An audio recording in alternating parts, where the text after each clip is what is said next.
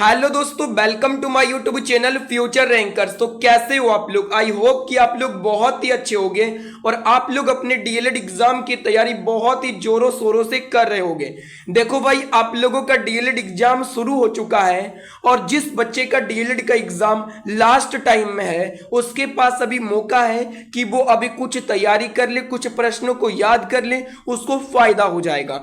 तो मैं यहाँ पे आपको इस वीडियो में करवाने वाला हूं जो कि सबसे टफ टॉपिक होता है डीएलएड एग्जाम में, सोशल स्टडीज। इसके टॉप 40 इंपॉर्टेंट सवाल करवाने वाला हूं जो कि बहुत ही महत्वपूर्ण होने वाला है आपके एग्जाम में। तो चलिए वीडियो स्टार्ट करते हैं। आप लोग वीडियो में अंत तक बने रहिएगा क्योंकि जब आप वीडियो को पूरा देखोगे तभी आपको कुछ फायदा होगा। अगर आप बीच में छोड़ के जाओगे तो कुछ भी फायदा नहीं होने वाला है, बस आप लोग अपना टाइम बर्बाद करोगे। तो वीडियो को पूरा जरूर देखिएगा क्योंकि यहां पे मैं आपको हर एक वीडियो में कहता हूं कि बस आप मेरी बात को ध्यान से सुनते जाओ, मैं आपको वीडियो देखते देखते ही याद करवा दूंगा। तो चलिए स्टार्ट करते हैं। पहला सवाल है, भारत में कितने राज्य हैं? बताइएगा, भारतवर्ष में कितने राज्य हैं? तो भारतवर्ष में 28 राज्य हैं। राइट आंसर हो जाएगा सी हो जाएगा। अगला सवाल है, अशोक की राजधानी कहां थी? तो अशोक की राजधानी ये पाटलिपुत्र में है। कहां है? पाटलिपुत्र। पाटलिपुत्र किसको कहते हैं? पटना को ही कहा जाता है पाटलिपुत्र। तो अशोक की राजधानी कहां है? पाटलिपुत्र में है, याद रखिएगा। अगला सवाल है, अरुणाचल प्रदेश कहां है? बताइएगा, अरुणाचल प्रदेश कहां है? तो अरुणाचल प्रदेश भारत के उत्तर पूर्व में है। कहां है अरुणाचल प्रदेश? भारत के उत्तर पूर्व में है। अगला सवाल है, गौतम बुद्ध का जन्म स्थान कहां हुआ? गौतम बुद्ध का जन्म स्थान कहां हुआ ये बताना है। तो गौतम बुद्ध का जन्म यानी कि जो जन्म है ना वो हुआ था कपिलवस्तु में हुआ था। कहां हुआ था? कपिलवस्तु में हुआ था गौतम बुद्ध का जन्म। अगला क्वेश्चन है, कोयला तथा लोहा कहां मिलते? बताइएगा। तो कोयला तथा लोहा ये सबसे ज्यादा झारखंड में मिलता है और वो भी झारखंड के झरिया क्षेत्र में मिलता है। अगला सवाल है, सारनाथ किनके लिए सारनाथ जो है किनके लिए पुण्य स्थान है? तो ये बौद्ध के लिए पुण्य स्थान है सारनाथ। अगला सवाल है, गंगा नदी कहां नहीं बहती है? बताना है। गंगा नदी कहां नहीं बहती है ये बताइएगा। तो पश्चिम बंगाल में बहती है, उत्तर प्रदेश में भी बहता है, बिहार में भी गंगा नदी बहता है, लेकिन ओडिशा में गंगा नदी नहीं बहती है, याद रखिएगा। अगला क्वेश्चन है, लद्दाख पहले किस राज्य में शामिल था? लद्दाख जो है ना ये पहले जम्मू कश्मीर में शामिल था। किस राज्य में शामिल था लद्दाख? तो जम्मू कश्मीर में शामिल था लद्दाख। अगला क्वेश्चन है, सोना किस राज्य में मिलता है? बताइएगा, सोना किस राज्य में मिलता है? तो सोना कर्नाटक में सबसे ज्यादा मिलता है। कहां मिलता है? कर्नाटक में सबसे ज्यादा सोना मिलता है, याद रखिएगा। अगला क्वेश्चन है, गांधी जी ने किस आंदोलन का नेतृत्व किया था? तो चंपारण सत्याग्रह का तो नेतृत्व किया था बिहार में आके, और सहयोग आंदोलन का भी गांधी जी ने ही नेतृत्व किया था। भारत छोड़ो आंदोलन का भी गांधी जी ने ही नेतृत्व किया था। तो ये सभी आंदोलन का गांधी जी ने नेतृत्व किया था। राइट आंसर हो जाएगा डी हो जाएगा। अगला क्वेश्चन है, बाल गंगाधर तिलक का जन्म स्थान कहां था? तो याद रखिएगा, बाल गंगाधर तिलक का जन्म स्थान ये महाराष्ट्र में है। कहां था? महाराष्ट्र में था बाल गंगाधर तिलक का जन्म स्थान। कहां? तो महाराष्ट्र में था। अगला क्वेश्चन है, भारत के प्रथम राष्ट्रपति कौन थे? तो भारत के प्रथम राष्ट्रपति थे डॉक्टर राजेंद्र प्रसाद, जो कि बिहार के ही थे। भारत के प्रथम राष्ट्रपति थे। अगर आपसे पूछा जाए भारत के प्रथम प्रधानमंत्री कौन थे तो पंडित जवाहरलाल नेहरू थे। अगला क्वेश्चन है, भारत का राष्ट्रगान जन गण मन किसने लिखा था? बताइएगा, ये जो राष्ट्रगान है इंडिया का जन गण मन अधिनायक की जय है, ये किसने लिखा था ये बताइएगा। तो याद रखिएगा, रविंद्रनाथ टैगोर ने जन गण मन लिखा था। अगला क्वेश्चन है, बाबू कुंवर सिंह किस युद्ध में लड़े थे? बताइएगा, बाबू कुंवर सिंह किस युद्ध में लड़े थे? सविनय अवज्ञा आंदोलन में, अगस्त क्रांति में, या फिर 1857 के विद्रोह में? तो 1857 के विद्रोह में बाबू कुंवर सिंह लड़े थे। तो बाबू कुंवर सिंह किस युद्ध में लड़े थे? 1857 का विद्रोह में लड़े थे। अगला सवाल है, भारत जो है गणराज्य कब बना? बताइएगा। भारत गणराज्य बना कब बना? तो 1950 में भारत गणराज्य बना। भारत 1950 में गणराज्य बना, याद रखिएगा। अगला क्वेश्चन है, भारत के प्रथम चुनाव आयुक्त कौन थे? भारत के प्रथम चुनाव आयुक्त कौन थे? कुमार सेन, टी.एन. शेषन, सुनील अरोड़ा या अशोक? तो भारत के प्रथम चुनाव आयुक्त जो है वो कुमार सेन थे। कौन थे भारत के प्रथम चुनाव आयुक्त? तो कुमार सेन थे भारत के प्रथम चुनाव आयुक्त।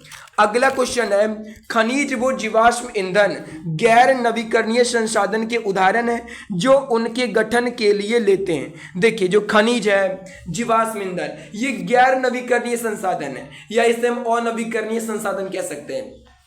अगर ये एक बार खत्म हो जाता है ना, तो इसको बनने में लाखों वर्ष, हजारों लाखों वर्ष का समय लग जाता है। बहुत लंबा समय लगता है इसको बनने में, इसलिए जो है इसको अनवीकरणीय संसाधन कहते हैं। तो कितना वर्ष लगता है? लाखों वर्ष बनने में समय लेता है खनिज वो जीवाश्म ईंधन। अगला क्वेश्चन है, गंडक नदी को नेपाल में किस नाम से जाना जाता है? बताइएगा। गंडक नदी को नेपाल में किस नाम से जाना जाता है? काली गंडक, कृष्णा नदी, त्रिशूल नदी या नारायणी नदी? तो याद रखिएगा, गंडक नदी को नेपाल में नारायणी नदी के नाम से जाना जाता है। किसके नाम से जाना जाता है? गंडक नदी को नारायणी नदी के नाम से जाना जाता है। अगला क्वेश्चन है, तिलका मांझी को किस वर्ष फांसी दी गई? तो याद रखिएगा, तिलका मांझी को 1785 में फांसी दिया गया था। तिलका मांझी को 1785 में फांसी दिया गया। अगला क्वेश्चन है, प्राथमिक शिक्षा के मौलिक अधिकार को संविधान में कब जगह दी गई? प्राथमिक शिक्षा के मौलिक अधिकार को संविधान में कब जगह दिया गया? तो 2002 में दिया गया। प्राथमिक शिक्षा के मौलिक अधिकार को संविधान में 2002 में जगह मिला था। अगला क्वेश्चन है, इनमें से किसे भारत का महान वृद्ध पुरुष कहा जाता है? भारत का महान वृद्ध पुरुष किसे कहा जाता है? तो दादा भाई नौरोजी को कहा जाता है भारत का महान वृद्ध पुरुष कहा जाता है। अगला क्वेश्चन है, इनमें से किसने आनंद मठ लिखा? बताइएगा, आनंद मठ किसने लिखा? विद्यासागर, मुंशी प्रेमचंद, सत्यचंद्र बोस या बंकिम चंद्र चट्टोपाध्याय? तो याद रखिएगा, आनंद मठ बंकिम चंद्र चट्टोपाध्याय लिखे थे। आनंद मठ किसने लिखा? तो याद रखिएगा, बंकिम चंद्र चट्टोपाध्याय ने आनंद मठ लिखा था। अगला क्वेश्चन है, भारतीय स्वतंत्रता आंदोलन के इतिहास में उग्रपंथी, जिसे कहते हैं गरम दल, नरम दल माने ठंडे दल से अलग कब हुए थे? यानी कि बताना है कि भारतीय स्वतंत्रता आंदोलन के इतिहास में गरम दल जो है ये नरम दल से अलग कब हुआ था? तो 1907 में। उग्रपंथी नरमपंथी से 1907 में अलग हुआ था। मतलब गरम दल ठंडे दल से 1907 में क्या हुआ था? तो अलग हुआ था। अगला सवाल है, 1905 में लंदन में होम रूल सोसाइटी की स्थापना किसने की? 1905 में लंदन में होम रूल सोसाइटी की स्थापना हुआ था। आपको यह बताना है कि यह किसने किया था? तो श्याम जी कृष्ण वर्मा ने किया था। 1905 में लंदन में होम रूल सोसाइटी की स्थापना श्याम जी कृष्ण वर्मा ने किया था। राइट आंसर हो जाएगा ए। अगला सवाल है, अगस्त 1942 में अखिल भारतीय कांग्रेस पार्टी की मीटिंग में बंबई में कौन सा प्रस्ताव पारित किया गया था? अगस्त 1942 में अखिल भारतीय कांग्रेस पार्टी की मीटिंग में बंबई में कौन सा प्रस्ताव पारित किया गया था? आपको ये बताना है। तो भारत छोड़ो आंदोलन का प्रस्ताव पारित किया गया था बंबई में। अगला सवाल है, इनमें से कौन नेता नरमपंथी था? नरमपंथी कौन नेता था ये बताइएगा। मैंने अभी बताया था नरम दल गरम दल से अलग कब हुआ था? 1907 में। तो बताना है कि नरमपंथी का नेता कौन था? तो याद रखिएगा, दादा भाई नौरोजी नरमपंथी के नेता थे। अगला सवाल है, होम रूल लीग की स्थापना किसने की? तो होम रूल लीग की स्थापना श्रीमती एनी बेसेंट ने किया था। होम रूल लीग की स्थापना श्रीमती एनी बेसेंट ने किया था। अगला क्वेश्चन है इंडियन नेशनल यूनियन की स्थापना कब हुई? तो इंडियन नेशनल यूनियन की स्थापना कब हुआ था? 1884 में। इंडियन नेशनल यूनियन की स्थापना 1884 में हुआ, याद रखिएगा। अगला क्वेश्चन है पूर्ण स्वराज की घोषणा के बाद प्रथम स्वतंत्रता दिवस कब मनाया गया था? पूर्ण स्वराज की घोषणा के बाद प्रथम स्वतंत्रता दिवस कब मनाया गया? 26 जनवरी 1930 को पूर्ण स्वराज की मांग के बाद प्रथम स्वतंत्रता दिवस मनाया गया। अगला क्वेश्चन है भारत में प्रथम अंतरिम सरकार की स्थापना कब हुई थी? तो भारत में प्रथम अंतरिम सरकार की स्थापना 2 दिसंबर 1946 को हुआ था। भारत में प्रथम अंतरिम सरकार की स्थापना 2 दिसंबर 1946 में हुआ था, याद रखिएगा। अगला सवाल है गदर पार्टी की स्थापना किसने की? बताइएगा गदर पार्टी की स्थापना किसने की? तो लाला लाजपत राय, सॉरी गदर पार्टी की अगर आपसे स्थापना पूछे ना, ये लाला हरदयाल, सॉरी देखिए गदर पार्टी की स्थापना लाला हरदयाल, काशीराम एवं मोहन सिंह ने किया था। गदर पार्टी की स्थापना किसने किया था? लाला हरदयाल, काशीराम एवं मोहन सिंह ने गदर पार्टी की स्थापना किया था। आप लोग बहुत ही अच्छे से याद रखिएगा। अगला क्वेश्चन है 1942 में अखिल भारतीय कांग्रेस कमेटी के किस बैठक में भारत छोड़ो प्रस्ताव पारित किया गया था? तो ये किया गया बंबई में। अभी मैंने ये वाला पीछे भी क्वेश्चन बताया था कि 1942 में अखिल भारतीय कांग्रेस कमेटी के किस बैठक में भारत छोड़ो प्रस्ताव पारित किया गया? तो बंबई में किया गया। अगला सवाल है भारत का राष्ट्रपति होता है, भारत का राष्ट्रपति कौन होता है? तो याद रखिएगा राज्य का संवैधानिक अध्यक्ष, राज्य का संवैधानिक अध्यक्ष कौन होता है? भारत का राष्ट्रपति राज्य का संवैधानिक अध्यक्ष होता है। अगला सवाल है इनमें कौन सी भारत के राष्ट्रपति के पद के लिए आवश्यक योग्यता नहीं है? वह भारत का नागरिक होना चाहिए। क्या सही है? ये तो सही है। अगर भारत का कोई राष्ट्रपति बनना चाहता है तो बताना है कि कौन सी योग्यता इसमें से नहीं है। तो ये वाला तो योग्यता है कि वह भारत का नागरिक होना चाहिए। भारत का जो नागरिक होगा वही राष्ट्रपति बन सकता है। वह 35 वर्ष से अधिक आयु का होना चाहिए, उसका उम्र कम से कम 35 वर्ष होना चाहिए, उससे अधिक होना चाहिए।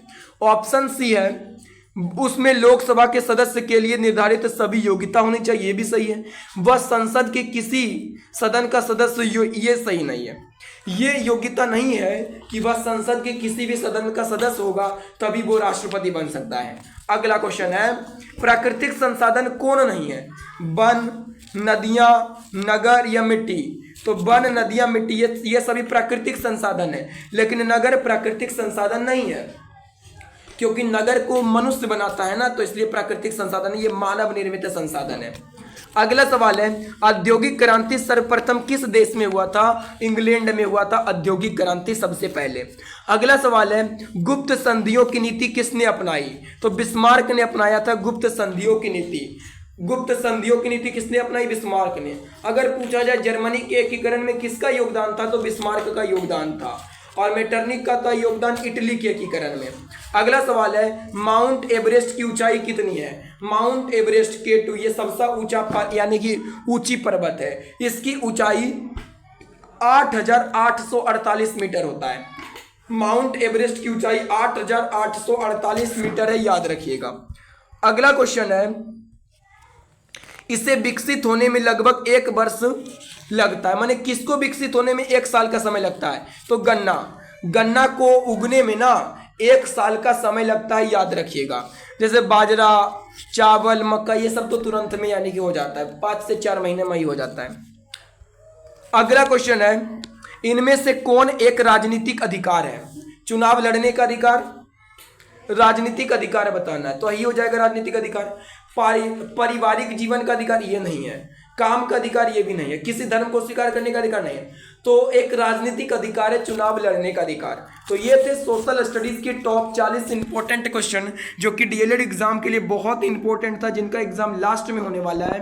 तो आप लोग इन सभी प्रश्नों को 1 से 2 बार जरूर याद करके जाइएगा ताकि आप भूले नहीं। तो चलिए वीडियो को अंत करते हैं। आपको बताना है कि वीडियो कैसा लगा है कमेंट में, और आपको और भी किस किस सब्जेक्ट का वीडियो चाहिए ये भी कमेंट आप कर सकते हो, और अपने दोस्तों में भी शेयर करने का प्रयास कीजिएगा। और अगर और भी आपको ऐसे इंपॉर्टेंट सवाल चाहिए तो चैनल से जुड़ जाइएगा, तभी आपको इसका नोटिफिकेशन जाएगा। तो चलिए मिलते हैं नेक्स्ट वीडियो में, धन्यवाद।